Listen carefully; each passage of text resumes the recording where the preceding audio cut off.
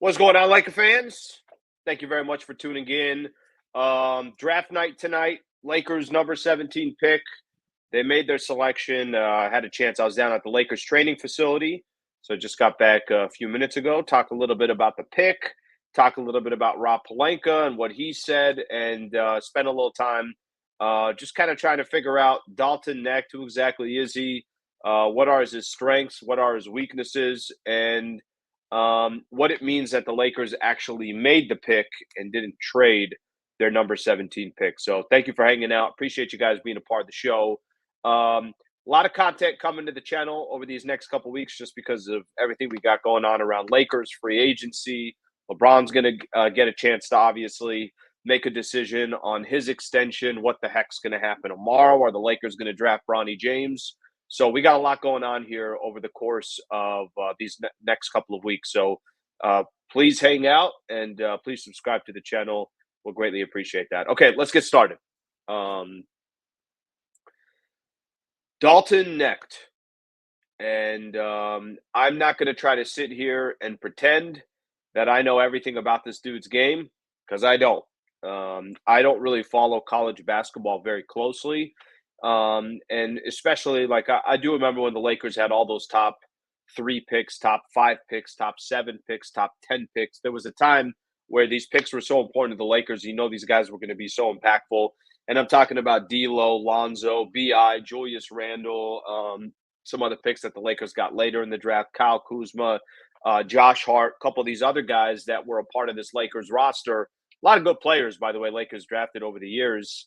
But times have changed. And, you know, I don't think the Lakers are obviously in a win mode now. It has not felt like development has been a big priority for the Lakers, nor the draft being a big priority.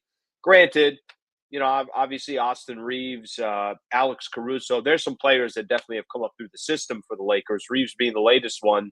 But it has not been as exciting as it was before, which is not a bad thing. That just means the team is they're not as dependent on draft picks as they were X amount of years ago or so.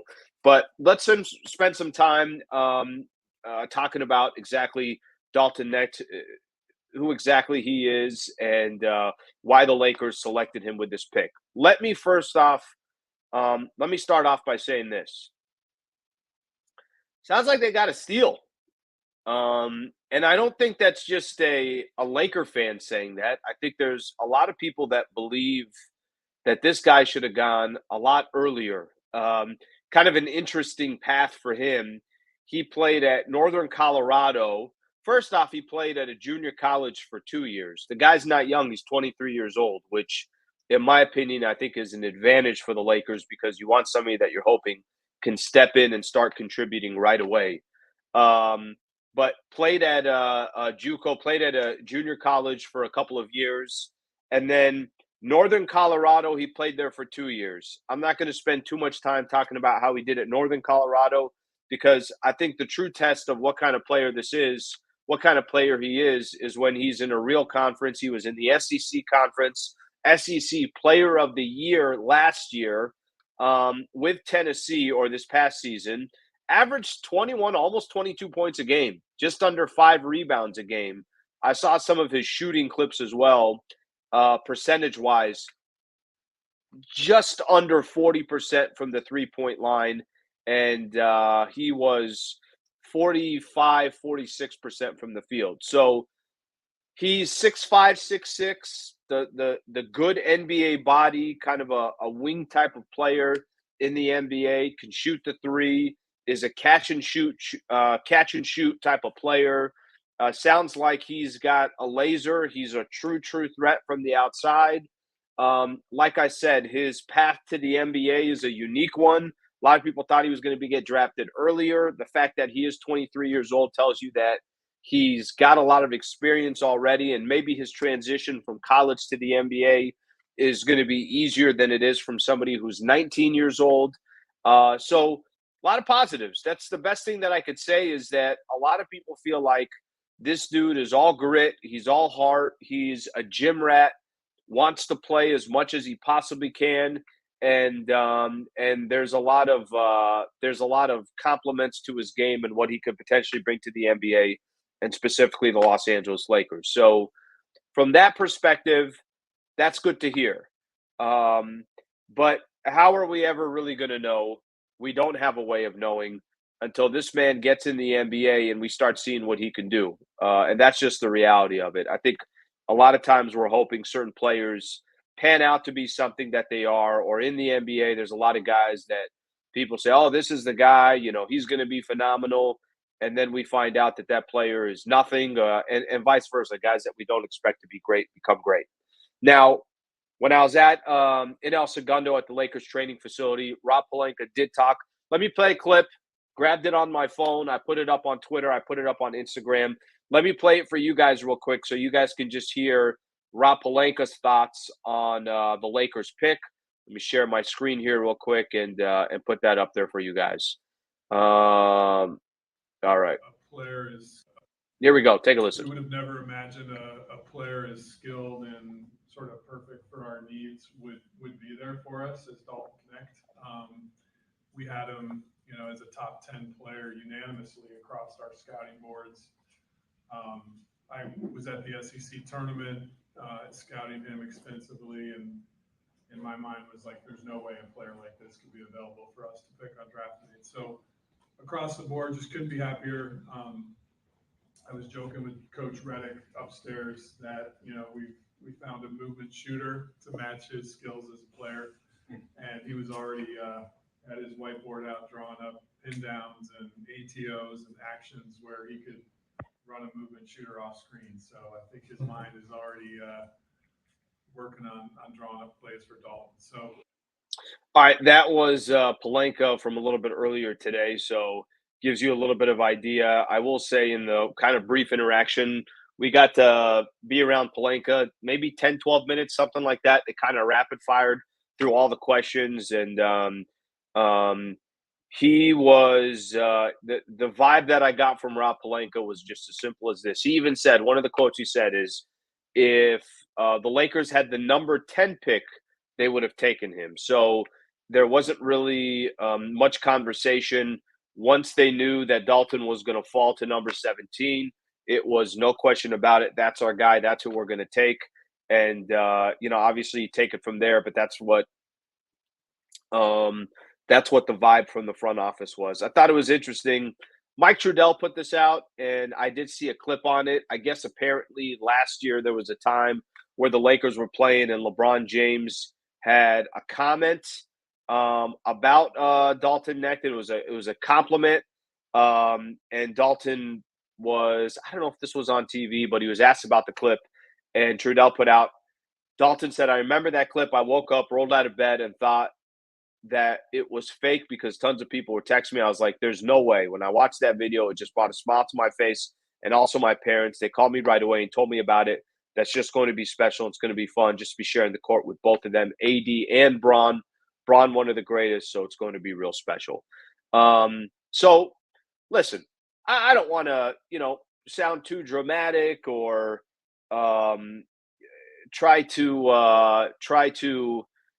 I'm not trying to blow smoke up anybody's, but overall, from most people out there, it sounds like this is a really good player and the Lakers got a steal.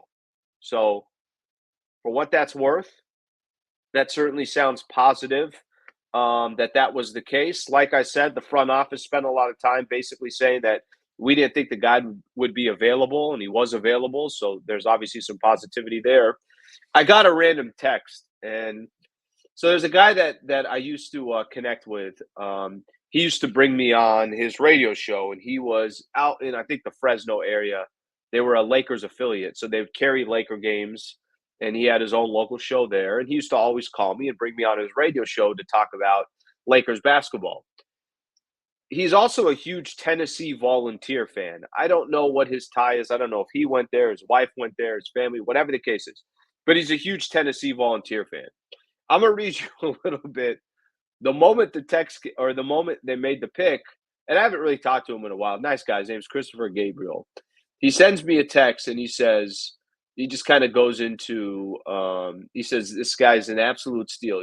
He's incredibly athletic, has the ability to take a guy off the dribble, um, go up and down and get his own bucket, can catch and shoot with little to no space, and his work ethic in the gym is unrivaled at Tennessee and throughout the SEC. No amount of work is too much for him. A great teammate and guy who watched the ball in his hands, or who wants the ball in his hands in big moments of the game. I watched him single-handedly beat teams by going on his own 12, 14, 16-point runs, and no one could stop him. Says he's a humble guy. He'll stay. He said that this is kind of an interesting one. He would stay up to 90 minutes after a game to sign every kid's autograph. I'm telling you, Al, he was in Knoxville 1 year, and he's an absolute legend. So, for what it's worth, and again, I don't like to be dramatic, but I think those are, sounds like those are some good signs, right? You're grabbing a player that a lot of people thought should have gone earlier in the draft. You got a lot of people that seem to be positive about what his game is and what he could bring to the table. A 6'6" guard in the NBA that can shoot is today's NBA. So I think there's a lot of positivity there. So something to keep in mind from that front. But certainly a lot of chatter so far. And there's nothing that, I've said this before, and here's the reality of it. No matter what I say, no matter what anybody else says, once this guy gets on the basketball floor, I don't even know if he's going to get opportunity to play for the Lakers, right? Like, what makes you think that Dalton Knecht's going to get an incredible amount of opportunity to be a loss, or is going to get incredible amount of opportunity while he's a Laker, simply because, yeah, that doesn't happen often. A lot of rookies don't typically play a ton of minutes. And for the Lakers, if they're a team that's competing, it's going to be tough for him to get playing time. So who knows how it all pans out. But I personally like that there are some things there that you could talk about that is certainly positive. I saw something else too. Let me read this here real quick. So first team all SEC, SEC player of the year. I don't know if I could find it right now. There were some stats that basically just said how many games he's had over 25 points, how many games he's had over 30 points, over 35, and even had a 40-point game in college. So the man can definitely he can get you buckets. So what happens from there, we'll have to wait and see. Here's another thing that I think is interesting. By the way, throughout this, and obviously on this episode here, any comments or thoughts that you guys have about the pick, feel free to put it in the comments below. So be as interactive as you'd like to be. The other thing to keep in mind here, as I make one quick adjustment here, the other kind of reality to tonight is the Lakers used their pick. They made a pick. How many times have we been saying to ourselves, Lakers are going to have 3 first-rounders in the summer. What are they going to be able to do with those 3 first-rounders? Lakers just made a pick. I know you guys have probably heard me reference this a number of different times, because I do it a lot actually on the radio show as well, on 710 ESPN. I talk about how, guys, I can't stop thinking about that moment at the NBA trade deadline. Trade deadline just passed. Lakers don't make a move. And Rob Pelinka is sitting up there and he's telling everybody, guys, you can't buy a house that's not for sale. And then he goes on to say, in the summer, we're going to have 3. We only had 1 first-round pick to play with. In the summer, we're going to have 3 first-round picks to use. And basically kicking the can down the road, that give me some more time and I'm going to make some moves for the Lakers. Okay, well, tonight is a draft. And the Lakers, one of their 3 first-rounders that they have over X amount of years, they just used one of them. and they clearly are very excited about the pick that they just got.